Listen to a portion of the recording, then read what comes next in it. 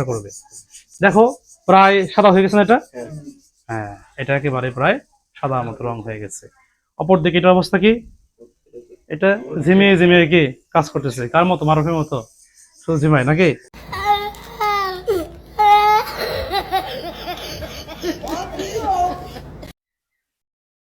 আসসালামু আলাইকুম, সবাইকে আজকে রসায়ন ব্যবহারিক ক্লাসে স্বাগতম।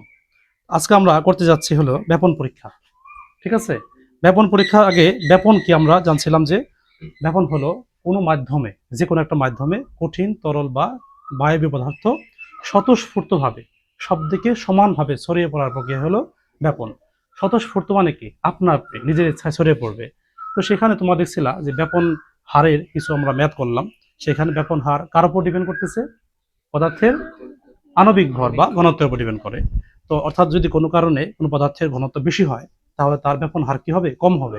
অর্থাৎ বেশি ঘন পদার্থের ব্যাপন কম, তারা ছড়াবে কম, সময় নিয়ে ছড়াবে। অপরদিকে যেসব পদার্থের ঘনত্ব বা আণবিক ভর বা পারমাণবিক ভর কম, তাদের ব্যাপন হার কি হবে? বেশি। সেই জন্য আমরা বলতে পারি ব্যাপনের হার পদার্থের ঘনত্বের বর্গমূলের ব্যস্তানুপাতিক। অর্থাৎ ব্যাপনের হারের সূত্র আর ইজ ইকাল টু 1/√m। আমরা যদি দুইটা বস্তুর মধ্যে ব্যাপন হার তুলনা করি, সেক্ষেত্রে দুইটা বস্তুর যদি ভর হয় m1 m2 এবং ব্যাপন হার যদি হয় r1 r2, তাহলে এদের রেশিও বা অনুপাত হবে r1:r2 is equal to 1/√m1 two 1/√m2। অর্থাৎ r1/r2 ইজ ইকাল টু শেষ পর্যন্ত কি হবে? √m2/m1।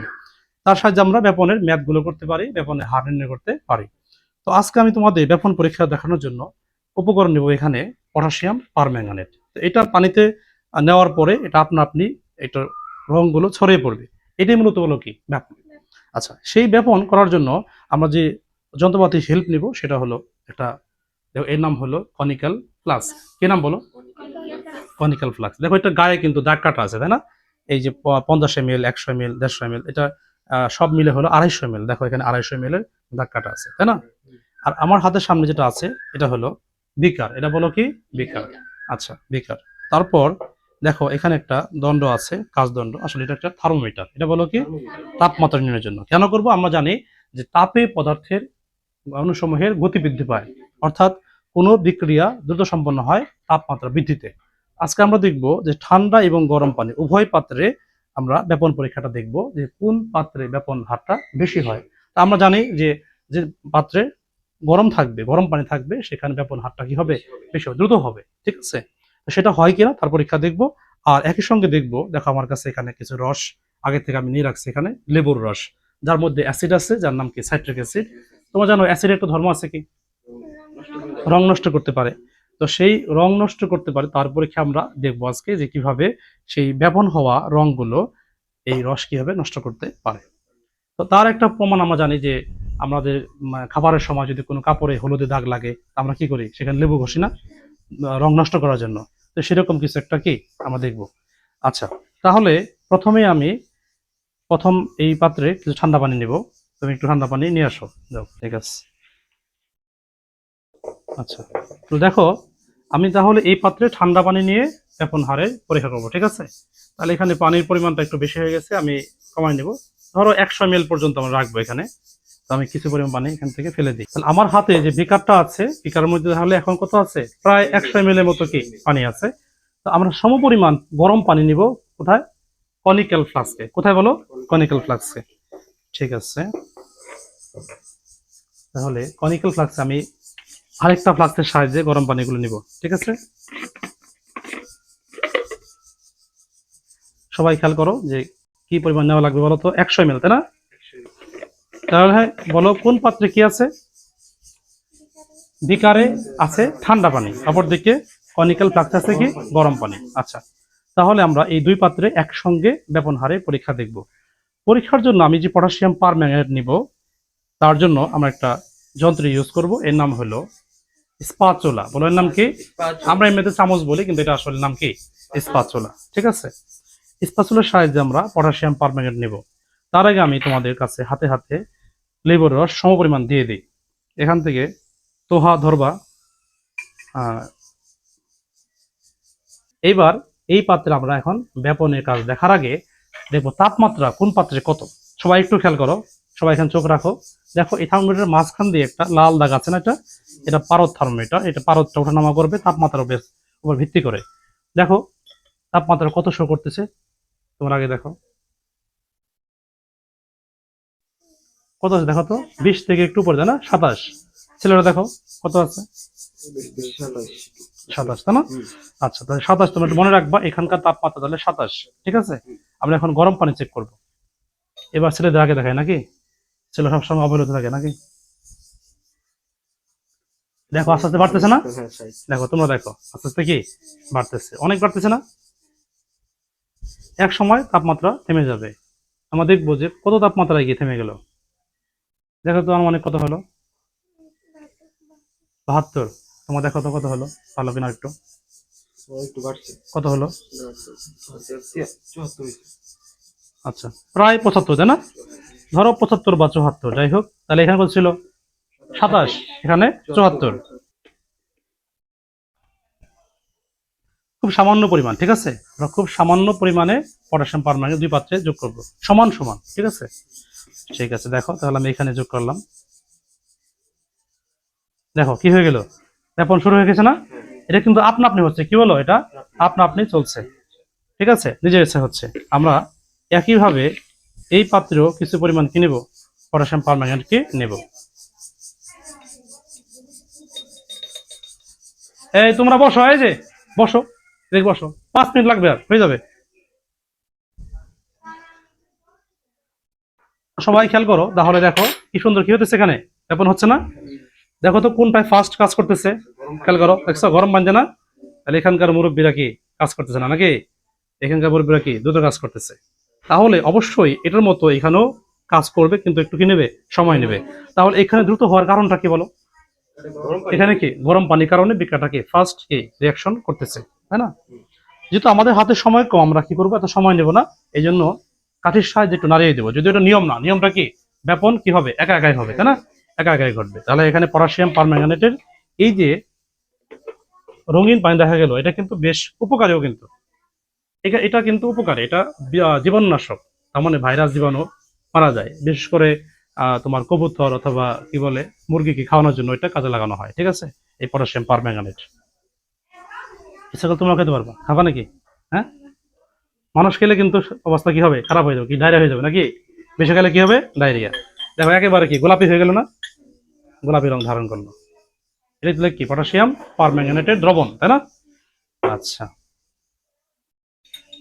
এখানে আমরা একটু হেল্প করি, পটাশিয়াম পারম্যাঙ্গানেট, তাই না? তাহলে দুই পাত্রে কি আমরা দেখলাম, এখন কি মোটামুটি দ্রবণ কি কমপ্লিট, সেটা কি দুটার মধ্যে পুরোপুরি মিশে গেছে পটাশিয়াম পারম্যাঙ্গানেট। আমরা এখন এই দ্রবণটাকে আবার কি পূর্বের চেহারায় ফিরিয়ে আনবো, কিভাবে, কার সাহায্যে, অ্যাসিডের সাহায্যে।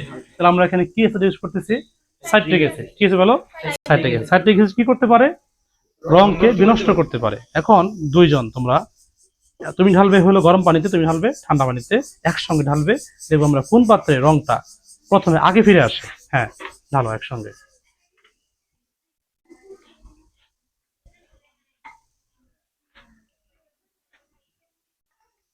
ঢালা শেষ, ফার্স্ট কাজ করো। এখন দেখো ম্যাজিক, দেখো তো কোন পাত্রে ফার্স্ট কাজ করতেছে, রং নষ্ট হচ্ছে, গরম পানি, দেখছো রং নষ্ট হচ্ছে না? হ্যাঁ, দেখো দেখো, তাই না? লাগ ভেলকি লাগ, চোখে মুখে লাগ, নাকি? বাস, দেখো তাহলে এই পাত্রে কখনো হবে না, হবে, তাহলে কি হবে, সময় লাগে, তাহলে একটু সময় নিয়ে কাজটা করবে। দেখো প্রায় সাদা হয়ে গেছে না এটা? হ্যাঁ, এটা একেবারে প্রায় সাদা মতো রং হয়ে গেছে। অপরদিকে এটার অবস্থা কি, এটা ঝিমিয়ে ঝিমিয়ে কি কাজ করতেছে, কার মতো, মারুফের মতো শুধু ঝিমায় নাকি? আচ্ছা, তাহলে আমরা যদি কিছুক্ষণ থেকে না দেখি, দেখবো যে এটাও আস্তে আস্তে রং নষ্ট করতেছে। তাহলে এই হলো আজকের কি ব্যাপনের পরীক্ষা ছিল, তাই না?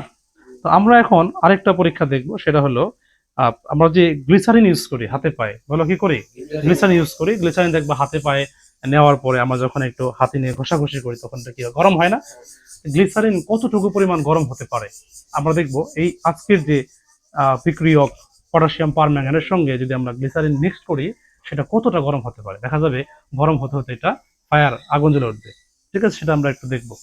সেই জন্য আমার একটু কাগজ প্রয়োজন। তো সবাই আবার একটু খেয়াল করো, দেখো এখন এটা অনেকটাই কি হয়ে গেছে, রং কি পরিবর্তন হয়ে গেছে না? আরো সময় নিলে কি আরো অনেকটা পরিবর্তন হবে, তবে সময় লাগবে, তাই না? কারণ তাহলে কি ঠান্ডা পানি, তাহলে আমরা যে বইয়ে পড়লাম যে গরম পানিতে বা তাপমাত্রা বৃদ্ধি করলে কণার গতি বৃদ্ধি পায়, তার চাক্ষুষ প্রমাণ আজকে আমরা দেখলাম। ওকে, পিপেটের সাহায্যে গ্লিসারিন নিব, এটা এখান থেকে এটা কি বলো, গ্লিসারিন। গ্লিসারিনের সঙ্গে আমরা এখন কি দেখবো, পটাশিয়াম পারম্যাঙ্গানেটের রিয়াকশন কিরকম রিয়াকশন দেয়। সেই জন্য আমি কিছু পরিমাণ পটাশিয়াম পারম্যাঙ্গানেট নিব স্পাচুলার সাহায্যে। কার সাহায্যে বলো এটা কি?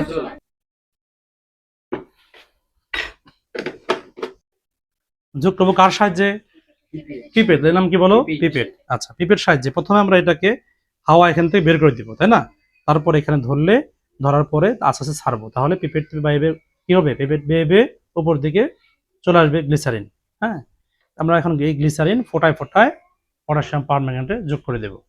একটু সবাই খেয়াল করো, বাতাস বেশি হতেছে, আমি একটু সামনে আসো, বাতাস আটকে দাও। হুম,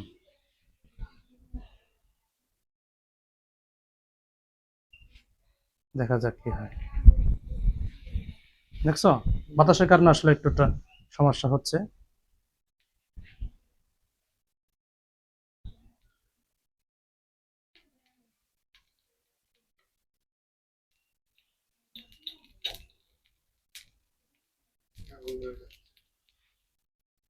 এই যে ধোঁয়ার থেকে একটা মিষ্টি গন্ধ আসতেছে না, এটা কি বলো, মূলত গ্লিসারিন। হ্যাঁ, দেখো, হ্যাঁ, এই দেখছো গ্লিসারিনের তাহলে শক্তি আমরা দেখলাম যে সে কতটা গরম হতে পারে। এই যে দেখো, এটা অনেকটা আগের থেকে কি হালকা হয়েছে না, আরো আরো হালকা হয়ে গেছে না?